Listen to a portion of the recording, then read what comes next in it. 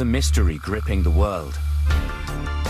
An airliner vanishes without trace. There has been nothing remotely like MH370 in the modern era. For the families, the agony of not knowing. No family should ever have to undergo day after day of not knowing where their loved one is alive. Is this a new and deadly threat? If this is a cyber hijack, it's not only a significant new form of warfare, it fits the pattern of where warfare is going.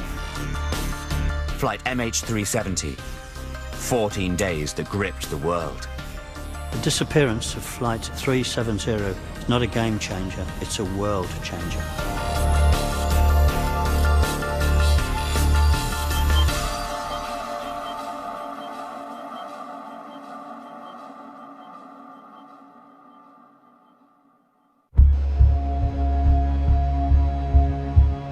It's 14 days since Malaysia Airlines Flight MH370 disappeared. What could be the most significant breakthrough so far came 48 hours ago from the search operation in Australia. The Australian Maritime Safety Authority has received information based on satellite imagery of objects possibly related to the search. Following specialist analysis of this satellite imagery, 2 possible objects related to the search have been identified. Search planes and ships are now in the area where the satellites picked up the image. It's over 1,500 miles from Perth. The hope is this is the answer. A modern airliner has never gone missing for this long before. It's causing a lot of speculation. It's causing a lot of opinion to be generated. I think the riddle of flight MH370 is one that will continue until we find the remains of the aircraft. The mystery begins after midnight on March the 8th. MH370 leaves Kuala Lumpur for Beijing. The crew settle down for the 6-hour journey as passengers doze, getting what rest they can. An hour later, as it leaves Malaysian airspace, the co-pilot tells air traffic control, "All right, good night." These are the last words anyone heard from the 239 people on board. Minutes later, it vanishes.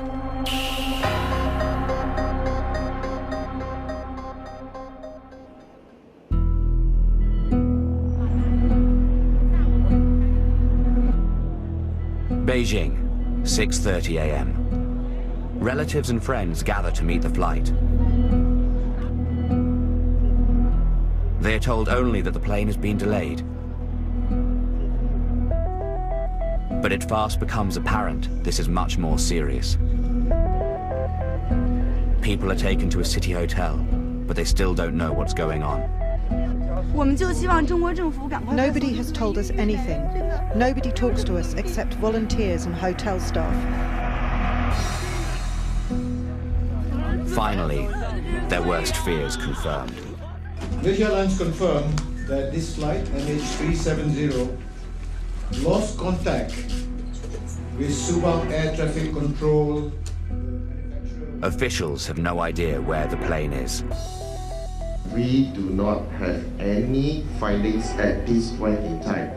The search and rescue team has started since morning. Everyone has put in an effort, and yet we have not found any wreckage, no wreckage whatsoever. As Malaysia wakes up to the news, people gather in Kuala Lumpur airport, desperate to learn the fate of friend and family, but nothing is forthcoming.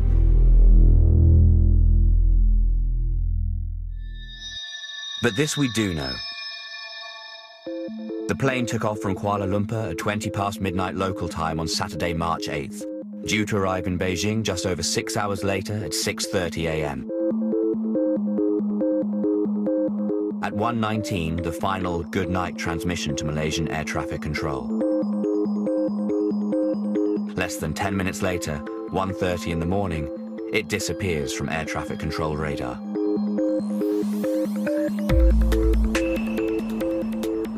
As the search intensifies and international effort swings into action, a flotilla of vessels scour the ocean. Above, planes also searched for the 300-ton aeroplane.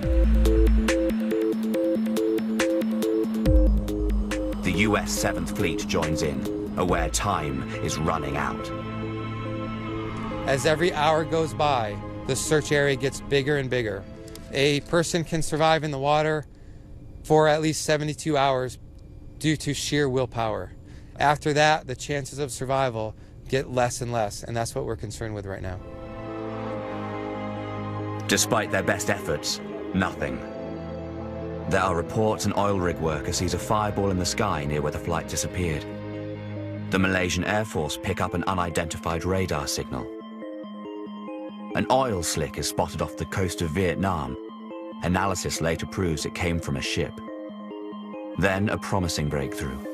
What appears to be a door floating in the water. It turns out to be a cable reel. For the relatives of those on board, the agony intensifies.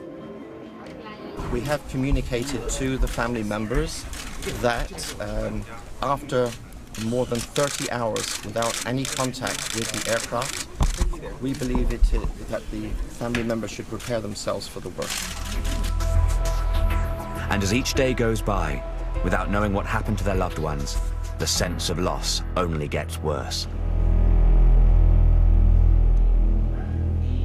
After 7 days of not locating the aircraft, it's unprecedented in civil aviation history. Then, a startling announcement. Investigators are certain whatever happened to the plane was not an accident. These movements are consistent with deliberate action by someone on the plane. Shortly after MH370 loses contact, Malaysian military radar observes it taking a sharp left turn to the west, later confirmed by the Thai military. Even more startling is the news a satellite was still picking up signals from the aircraft a full 7 hours after it went missing. The plane's last communication with a satellite was in one of two possible corridors. They give no precise location, but indicate two key areas. One, a northern corridor stretches from the Kazakhstan-Turkmenistan border to northern Thailand.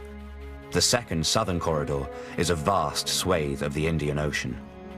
The Malaysian authorities have refocused their investigation into the crew and passengers on board.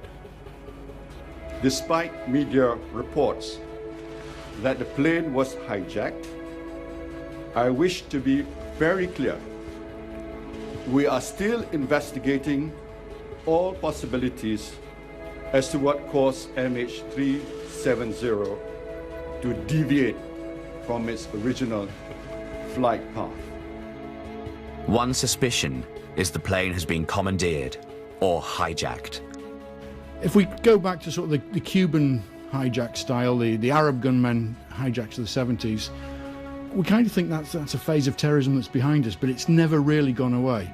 This could be a change in tactic from the terrorists. It could be a classic hijack, we just don't know. Another possibility is pilot suicide. There'll be psychological profiling of the crew carried out by experts looking into their background. They'll be looking at their political, family, social, financial, religious, every area of their lives will be looked at. An emergency could have forced the crew to head for the nearest airport. A catastrophic failure would be something that none of the flight deck had experienced before. I think the flight crew probably made a valiant effort to get the aeroplane onto a new course to safety. Whatever happened, attention at this point is on the crew. Were they heroes or villains? The captain was a grandfather who loved his job. His co-pilot was about to propose to his girlfriend, also a pilot. The question is there something extraordinary that has actually gone wrong with the crew? Has something affected them in some way? And therefore this was not actually malign intent? We're really rather stuffed for a motive. So yeah, say the pilots are in the spotlight if you like. Personally, what I'd say is that everything's in the spotlight. And that spotlight is turned on 3 million square miles. A vast expanse in which to try and find something, even when it's the size of an airliner. The Boeing 777 is the world's largest twin-engine passenger jet. It entered commercial service in 1995. Mechanical failure is unlikely.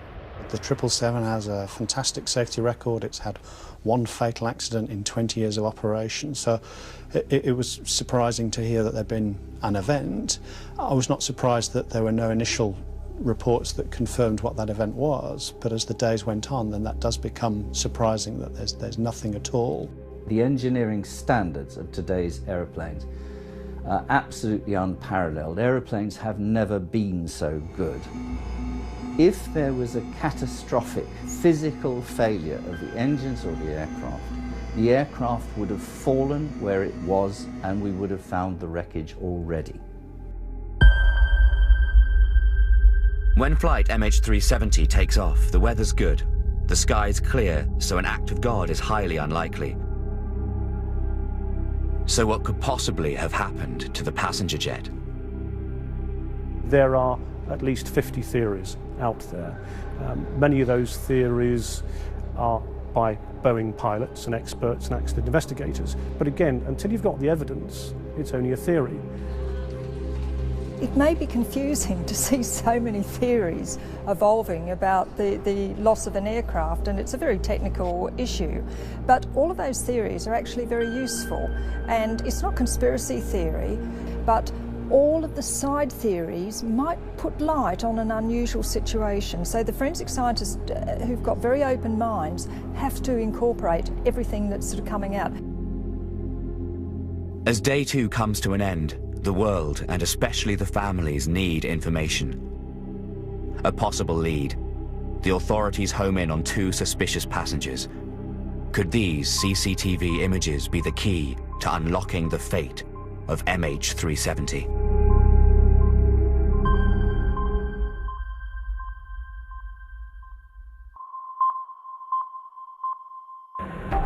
In the aftermath of the disappearance of flight MH370, people fear the worst. A hijack in this day and age really is of no surprise to the aviation security community. I think no one can rule out foul play at this stage, and that could be anything from a terrorist attack across to an act of sabotage. And new technology brings new threats. Until it's disproven, this is potentially a cyber hijack. Day 2, and the Malaysian and Vietnamese search effort focuses on an area 20 miles around the last known position of the plane.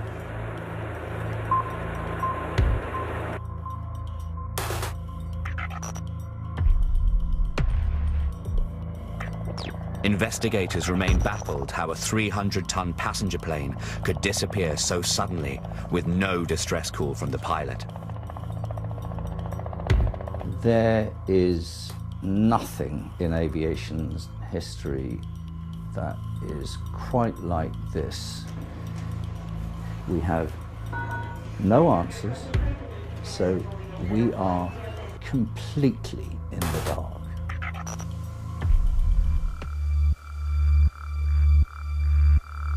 One possible explanation is the plane has been brought down by a terrorist bomb, similar to the one that destroyed Pan Am Flight 103 over Lockerbie in 1988, killing 270 people.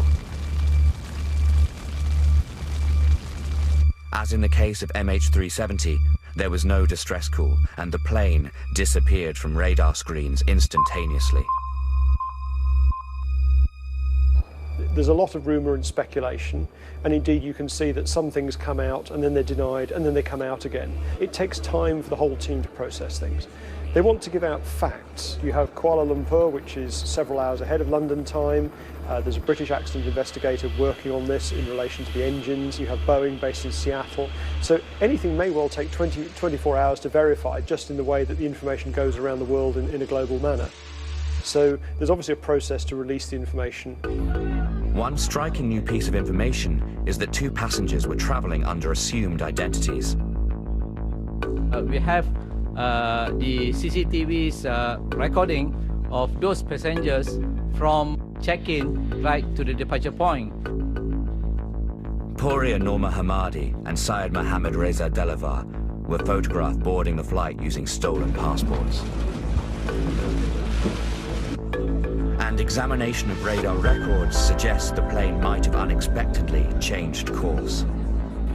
There is a possibility that this aircraft made a turn back, but we are not sure whether it is the same aircraft. If this is true, who changed the plane's course and why? Having tracked down the genuine passport holders, the police reveal their 2 suspects are Iranian. Could they be linked to terrorism in the Middle East? The broadcast of a TV interview in Australia draws attention to flight deck security. Jonty Roos, a South African, claims to have spent an entire flight in the cockpit with MH370 co-pilot Fareeq Abdul Hamid in 2011. They were talking to us. They were actually smoking throughout the flight, which I don't think they're allowed to be doing. At one stage, they were pretty much turned around in their seats talking to us, and they were so engaged in conversation that he took my friend's hand and he was looking at her palm and said, "Oh, your hand's very creased, that means you're a very creative person."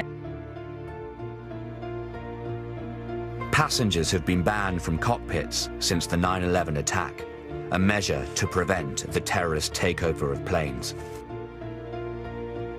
I think it's highly likely a hijack took place. And again, there's 4 options for the hijack. One is a hijack of the aircraft through a crew member. The second option is a hijack coming from a passenger. A third option, which is a fairly unusual one, would be a stowaway. Then, of course, the 4th option is an electronic takeover of the aircraft from a ground-based station. But then a surprise announcement. The Malaysian police declare one of the men was seeking asylum in Europe. We believe that he is not likely to be a member of any terrorist group, and we believe that he is trying to migrate to Germany. In the absence of hard facts, new theories emerge. From the plane being accidentally shot down by the military to cyber terrorism. The cyber attack would be a highly sophisticated attack, which at the moment would seem the most unlikely, but that's only because we haven't seen it before. The day before 9/11, we never would have imagined that an aircraft would have been used effectively as a cruise missile to attack New York and Washington. But of course that happened. So that possibility cannot be ruled out, and nor can the possibility of one of the crew members, for whatever reason, taking over the aircraft. According to this theory, the plane's main computer network could be accessed and compromised via a mobile phone app or a USB connection in the flight entertainment system.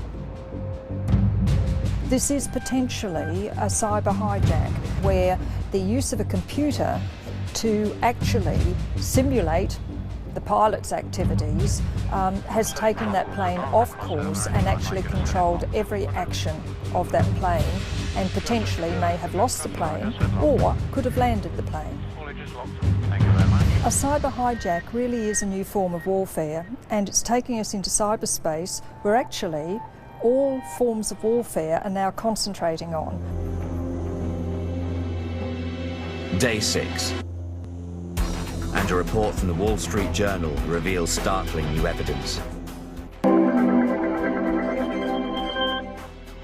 The Journal is exclusively reporting that U.S. investigators believe missing flight Malaysian Airlines 370 flew for an additional 4 hours after losing contact. They claim to have information that the plane had flown on after it disappeared from the radar.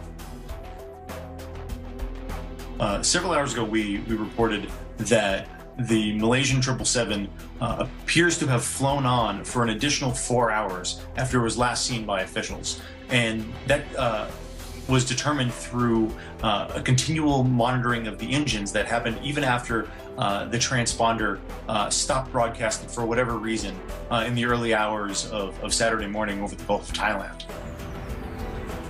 This new information raises perplexing questions. If the plane continued flying, who switched off the radar transponders? And where is the plane now? Malaysian authorities are swift to respond.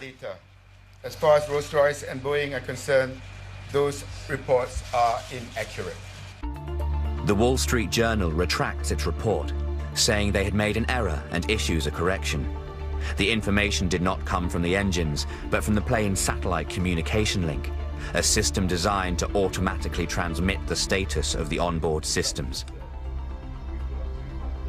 It was a non-specific satellite signal. They know it came from the aeroplane, but it wasn't like a transponder response which gave a whole load of identification. They just happened to know that it was that aircraft, but there was no information in this ping. It was just a ping. Later that day, the White House announces that the search may need to be extended to the Indian Ocean. It adds credibility to the theory that the plane continued flying after it disappeared. If the theory is true, the plane could have flown for an additional distance of 2,200 miles. As the search area expands to an area of almost 3 million square miles, investigators turn their attention to the plane itself. If mechanical failure is responsible, it would not be the first time.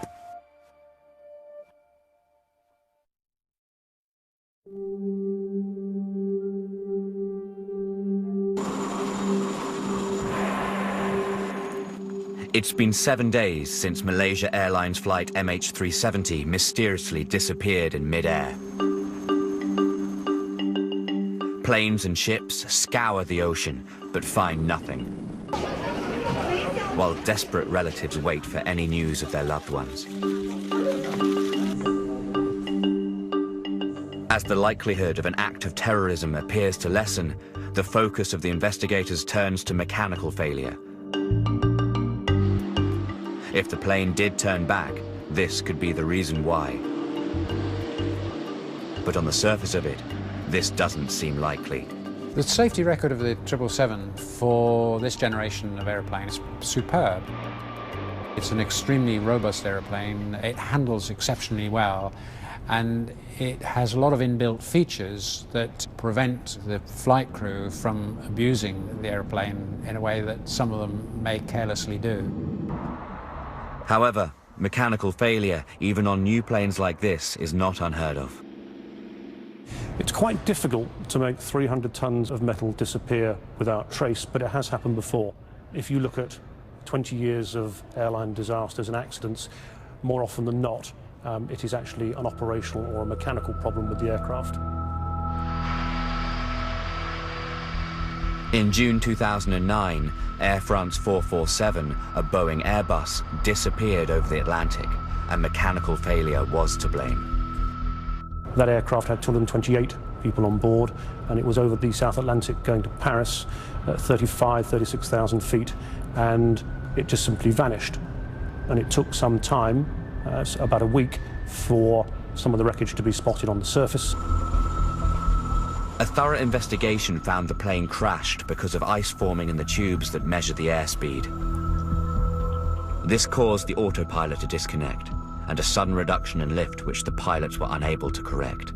In this case, they failed to respond to mechanical failure as they should. Could the same have happened with flight MH370? There are a lot of comparisons that can be made with the Air France 447 accident. The circumstances, you can make comparisons, but that doesn't necessarily mean the cause is going to turn out to be the same. The number of possibilities for what can go wrong with an aeroplane are so many, we're in the realms of hundreds. Most of them are incredibly improbable. At the moment, when that aircraft went missing, we had no indication of any malfunction whatsoever. I think the starting point is, in accidents like this, it is usually a chain of causes. The Boeing 777 has had some problems in the past. You may remember the British Airways Flight 38 Boeing 777 that crash landed at Heathrow in 2008. That was due to problems with the fuel system and the fuel freezing.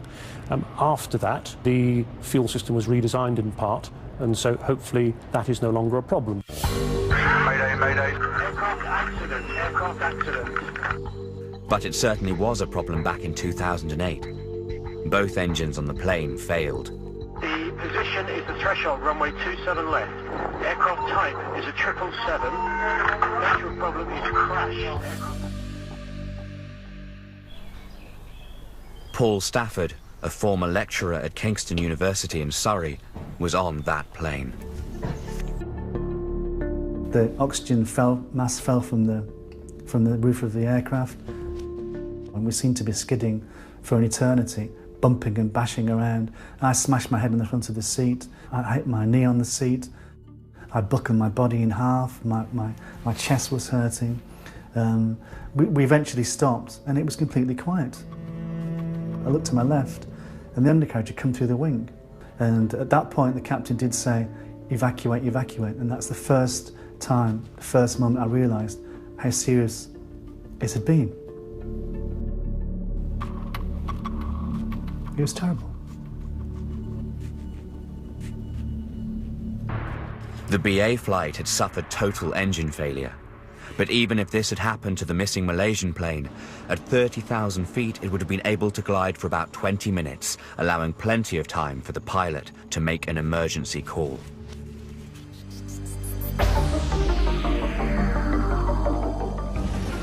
Day 8 of the mystery of the disappearing plane. A press conference is called in Kuala Lumpur.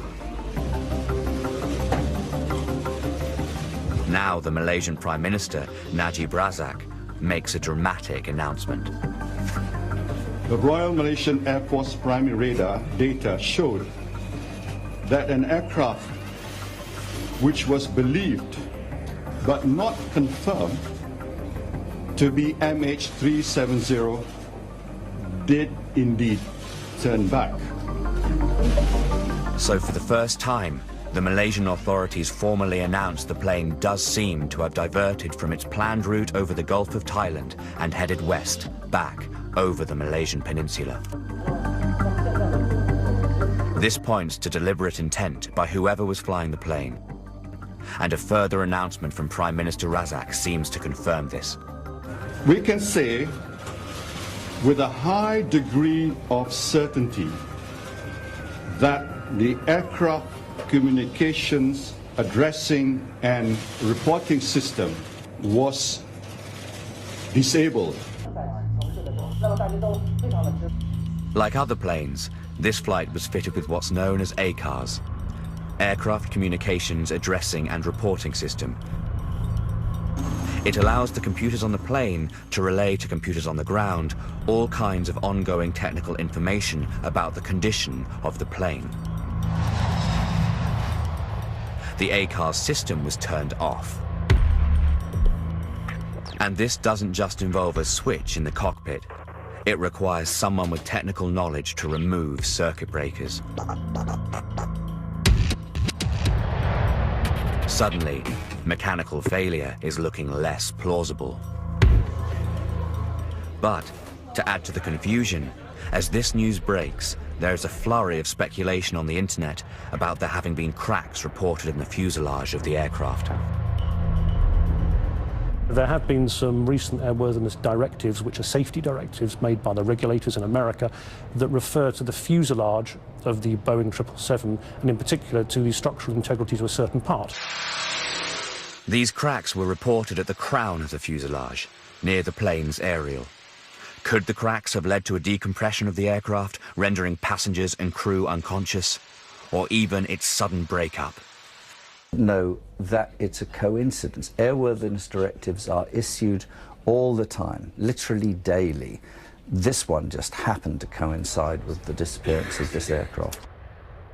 If there was a loss of pressurization to the extent that the crew became incapacitated through hypoxia, Long before that ever happened, they would have had an alarm go off on the flight deck. There are gongs and lights, big red lights flashing away, and the hooter that goes off for depressurization, you would not sleep through it, let me assure you. In modern aeroplanes, they have so many backup systems that the likelihood of a system's failure bringing an aircraft down without the pilots having time to tell air traffic control that they were in distress it's unthinkable. The idea that a Boeing 777 could suddenly have a wing drop off or some major structural failure, again, that sort of thing happened back in the 1940s. It doesn't happen any longer. So again, focus is directed upon some deliberate action. This is of little comfort to the grieving relatives who simply want to know. But deliberate action seems more likely when it's confirmed that shortly after the ACARS was disabled, the plane's transponder was switched off. This sends signals to civilian air traffic controllers.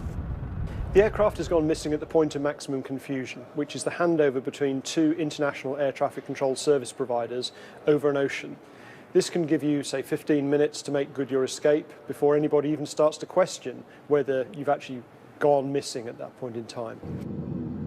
The aircraft is then flown along the borderline between Malaysia and its northern border, which again indicates that perhaps the pilot or somebody with a lot of flight technical knowledge and air traffic control knowledge understands how to hide this aeroplane. And then it's alleged at the moment that the aeroplane is flying at 29,500 feet, which is quite often used as a borderline between two vertical segments of air traffic control. So effectively it's threading its way between four boxes that are stacked together exactly down the middle line, so that everybody will assume it's somebody else's problem. If the plane continued out into the Indian Ocean, it could then have been brought down deliberately. But if it has crashed, shouldn't it be possible to locate it because of the signals from its black box? To find it, if it's gone underwater, one of the things that you would use is this beacon here, which emits a signal for at least 30 days. You have to have some idea of where the accident site is. So depending on things like the depth of the water, the temperature of the water, you may be able to pick this up from only about 5 miles away. But we're talking about a large area of sea here, and if you try and send down perhaps a remote operated vehicle, a mini submarine, try and find it, you have to have a pretty good idea where you're looking, or you have to be very lucky. This is why it took 2 years to uncover the black box of Air France 447. But now, the Wall Street Journal story about the satellite ping comes into play. It's about once every hour the satellite just sends a message to say, "Hi, are you still there?" And the aircraft will reply, "Yes, I'm still here." And that's how the authorities in the region have been able to confirm that the aircraft was still transmitting these signals for up to about 7 hours after the last transmission. This information cannot pinpoint the plane, but it gives the angle of the plane in relation to the satellite. This, investigators are now able to place the aircraft in one of two corridors. A northern corridor going from Thailand towards Kazakhstan, and a southern one leading out into the Indian Ocean. At this point, search efforts in the South China Sea are wound down. If it had gone up the northerly corridor, the chances are that the amount of military radars in that area would have detected the aircraft. It may have been seen by the military, who say, well, it's just an airliner at 30,000 feet. What's the problem? The Civil Air Traffic Control Authority should be talking to it. The Civil Air Traffic Control Authority might think, well, it's a military aeroplane, or indeed not detected if they don't have primary radar display shown. So it's quite possible to progress through some of these countries without actually alerting suspicion. Day 9. The number of countries involved in the search has expanded from 14 to 25. The two air corridors encompass a vast area. And as the search area expands, reasons for the plane's disappearance remain just as obscure. It's not just going on a murder hunt without the body. It's actually trying to find the weapon before you know there's been a murder. By now, all crew members and all passengers are under investigation. Was there anyone on that plane with psychological problems? hijacking and sabotage remain on the table. But inevitably, the spotlight falls on the pilot and the co-pilot. Do they hold the key to the secret of flight MH370? And then, some dramatic news from Australia.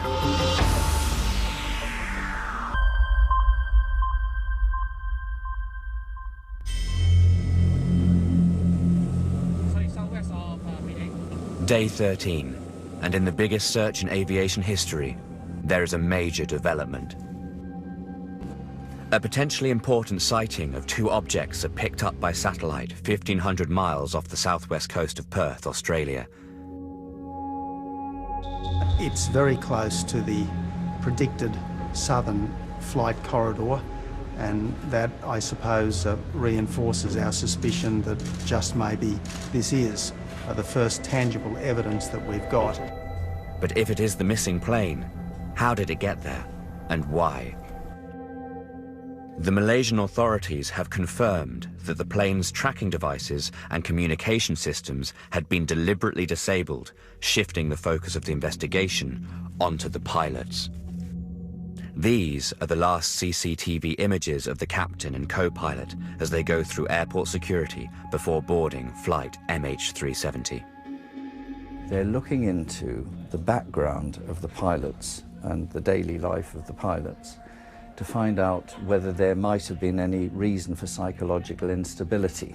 The investigators will be calling on specialist psychologists to undertake this type of work, who both understand the local culture as well as the psychological implications. So a lot of background data gathering will be going on, lots of people will be being interviewed, and they obviously want to focus on those with technical knowledge or those who've been picking up technical knowledge over the last few months.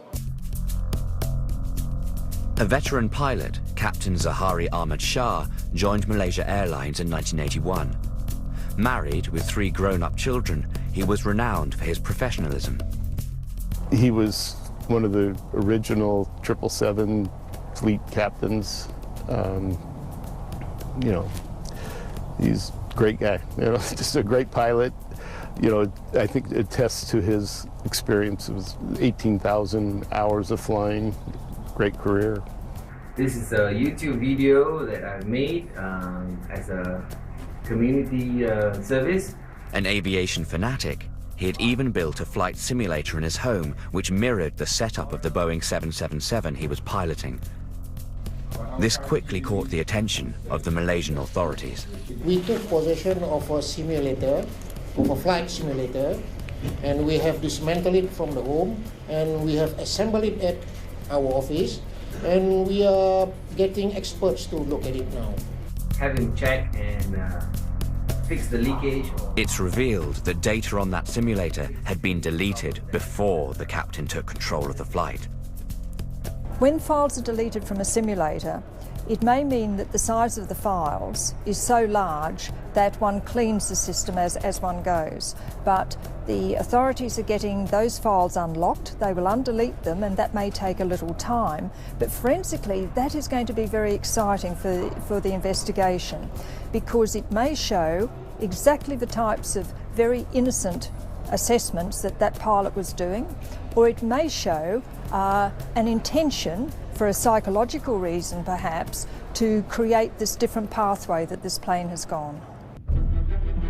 The pilot's political beliefs are also under scrutiny.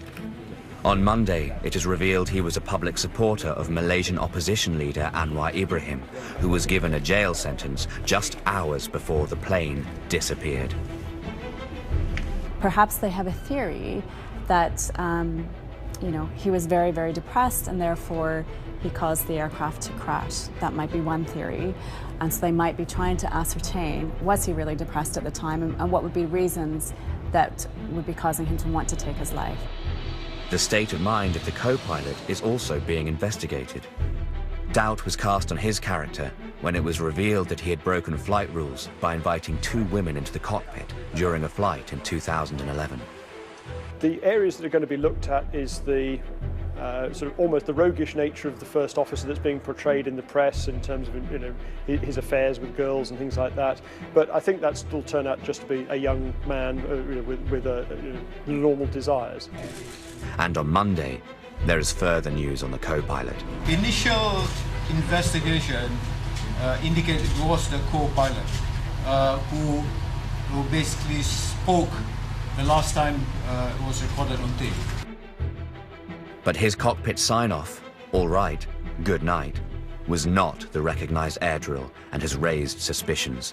The goodbye by the co-pilot was an unusually casual one. There was no use of the aircraft's own call sign. Even if you were going to use the word good night, you'd follow it up with your call sign so that the air traffic controllers know who's saying good night.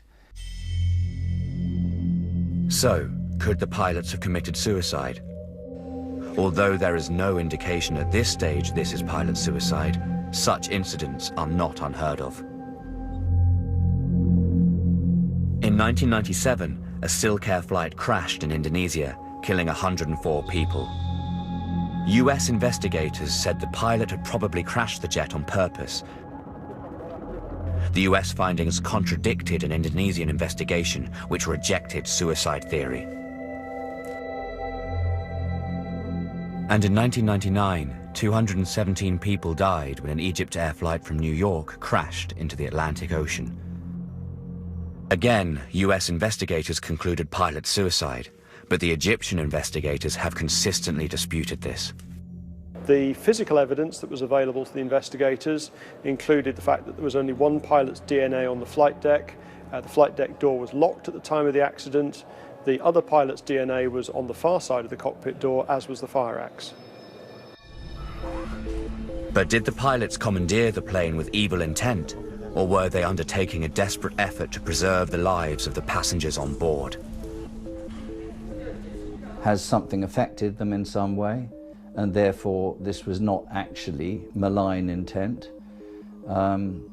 You know, do we know it's malign intent? No, we don't. With his character and what we knew of him, it just wouldn't make any sense that he would have anything to do with any sort of deliberate action on his part. I believe at that stage there was some form of catastrophic failure on the aeroplane, either a decompression or perhaps an electrical fire which incapacitated the flight crew. I think the flight crew probably made a valiant effort to get the aeroplane onto a new course to safety. Whatever his attempts were, I believe that he probably lost consciousness before he could carry them out successfully, and the rest of the flight was carried out on autopilot, with the autopilot functioning as it would without any form of monitoring. Day 10, and the search focus moves from the northern corridor to the southern Indian Ocean, one of the remotest places on Earth. The theory to do with no passengers being able to communicate out from the aeroplane tends to indicate that it may have crashed in the sea. And if it was going to be a deliberate act by anybody on board the aeroplane to crash the aeroplane in the sea, then you would choose to put it as far into the Indian Ocean as you could possibly get. With the dramatic news that 2 objects have been picked up by radar off the southwest coast of Perth, Australia, 4 long-range surveillance planes are immediately scrambled to search the area where the objects were spotted. Could these images be the key to unlocking the mystery that for the last 14 days has gripped the world? The fate of MH370 has become one of the most perplexing aviation mysteries of modern times. Another day of searching reveals nothing, and as it continues, confidence in aircraft safety is being tested. Every bit of information that's coming out is going to make aviation safer, but it's important that this time of uncertainty is closed down very quickly, and we're not waiting for several years for a plane to be brought out from under the ocean.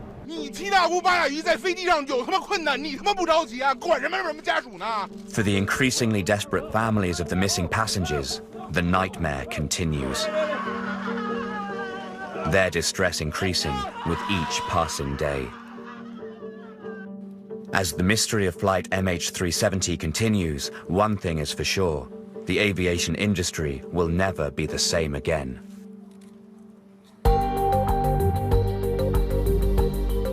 LL Cool J and Chris O'Donnell step up to tackle another mystery here on Channel 5. Stay tuned for new NCIS Los Angeles coming up next.